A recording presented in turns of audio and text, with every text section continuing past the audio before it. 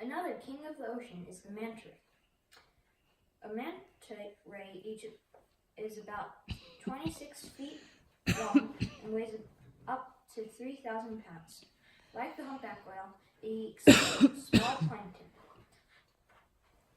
The last amazing Hawaiian aquatic animal is the spinner dolphin. Surprisingly, these dolphins can jump up to 15 feet and do multiple spins in the air, up to 7 or 8. These carnivores eat mostly fish and squid during the night, and in the day they shut off half their brain, and in a swimming motion they sleep or rest. Under the blanket of blueness, it is not just amazing animals, but their homes too. Yes, I'm talking about the coral reefs. The coral reefs are made of many little animals called polyps. Coral grows slowly, only a few centimeters per year. Knowing there's a lot of yummy fish living in coral reefs, some sharks live in these reefs too. One shark that lives in these reefs is the nurse shark. The nurse shark hides under ledges and caves during the day and eats dormant fish in their slumber. Unlike the nurse shark, the hawk-billed sea turtle uses its sharp teeth to munch on sponges. In turn, the coral reef gets benefited too. By the turtle eating the coral and algae, it prevents the reef to overgrow and keeps the coral and sponges from expanding and crowding the reef. Now that we've covered the animals in Hawaiian waters, there is a lot of history with Hawaiian oceans too. I'm going to focus on one main part, Pearl Harbor. Pearl Harbor took place in 1939 during World War II. The U.S. refused to enter the war until December 7, 1941. Japanese bombers invade Pearl Harbor, Hawaii, from the west and south.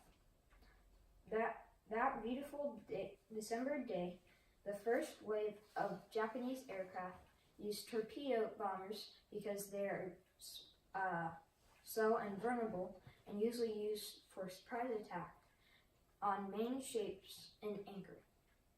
These planes came so close that the troops could see the pilots in the cockpits.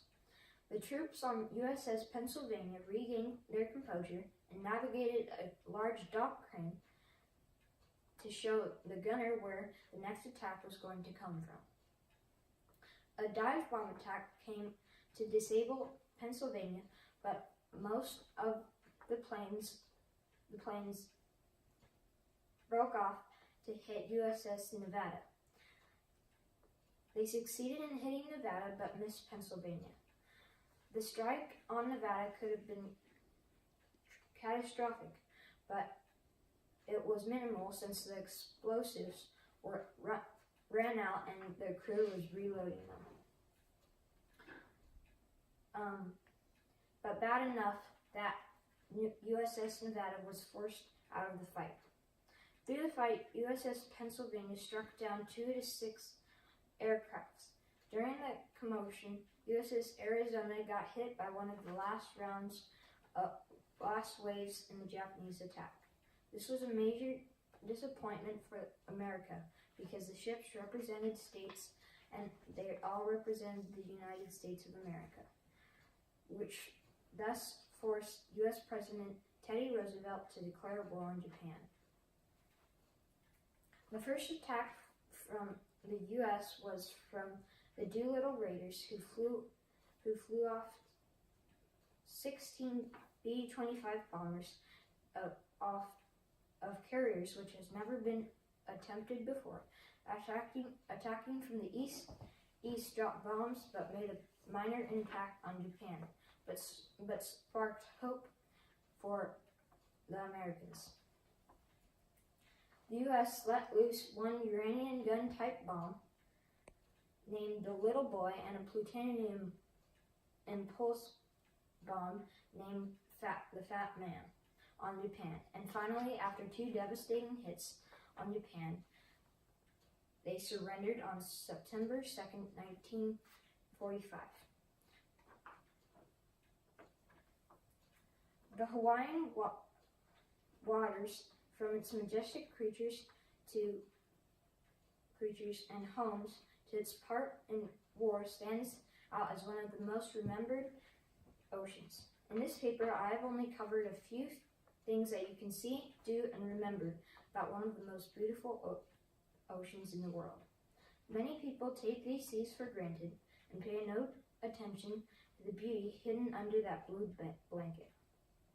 But take time to explore this part of creation that is closest to we know a second world.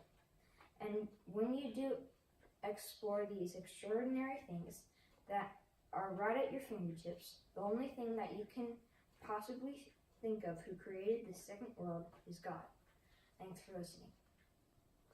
Yay!